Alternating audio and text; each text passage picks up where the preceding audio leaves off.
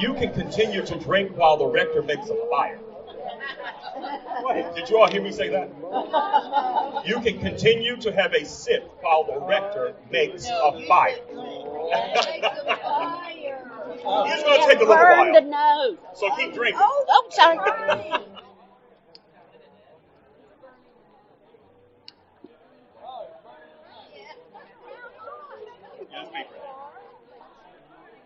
The second lesson is do not play with fire in your evening wear.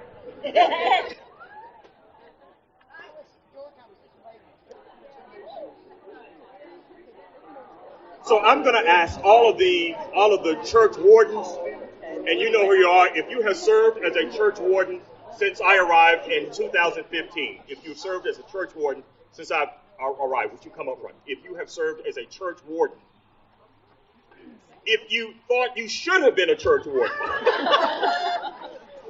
if you were asked to be a warden and said no, but all the church wardens and the current warden,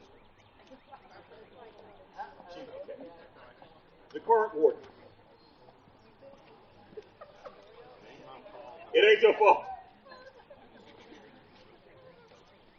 Out of all the things I have done as an Episcopal priest for 26 and a half years, this is the first time I've ever done anything like this. And I am so happy because I have watched my colleagues in other parishes have this same experience, and I must say I was always a bit envious. Not that because they owned the bank any money, but because they had a celebration like this. So here we are gathered. And Madam Senior Warden, would you?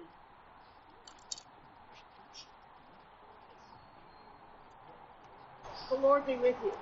And also with you. Let us pray. Dear God, we offer you today prayers of thanksgiving. Thank you for this church, its clergy, its...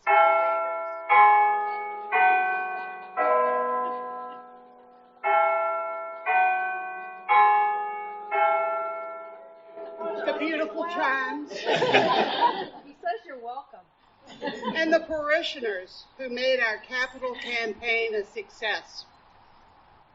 We thank you for the closure that we're celebrating today. Yes. We also thank you for Father Milton and his 8 great years of service to our church and to our community. We appreciate his leadership, his faith, guidance, love, and especially his voice. We ask for your continuing blessings on him and our parish as we move forward, always forward in the days ahead. Amen. Amen. So what I'm going to do is, these, I promise, the originals are in safekeeping. And I'm not going to read it, but it has Jim Cox as the senior warden, his signature is fixed here, and Michelle Kohler was the junior warden.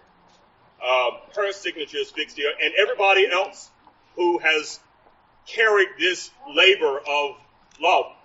I will quickly say that when I arrived when I interviewed to come here, no one told me there was going to be a groundbreaking and a construction project with it.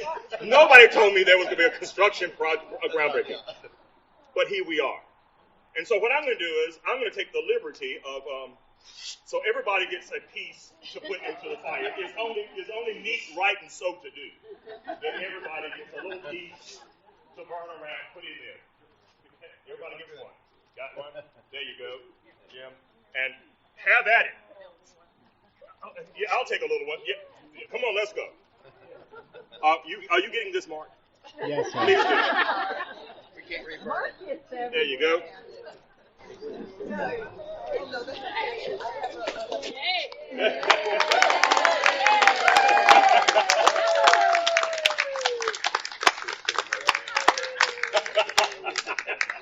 Doesn't this feel good?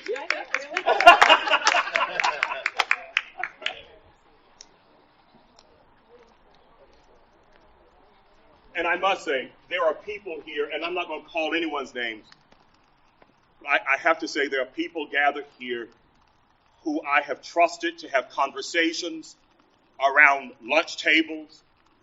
I have sat in your homes, and we've had conversations about how to make this day come reality today. And for those of you who allowed me to give my voice, and I've sought your guidance as we've moved this church to this very day, to each and every one of you who's been a part of my life and ministry to make this day happen, thank you. Thank you. Now, cake and drinks are being served. There are some hors d'oeuvres here. And just have a wonderful afternoon.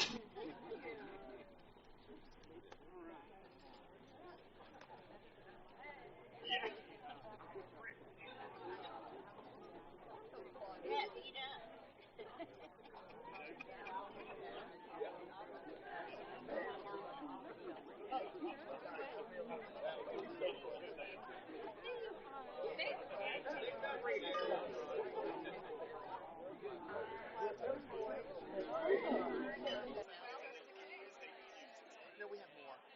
Yeah. Angela's going to make some more. Okay. Hey, Jim. And the new. Hi.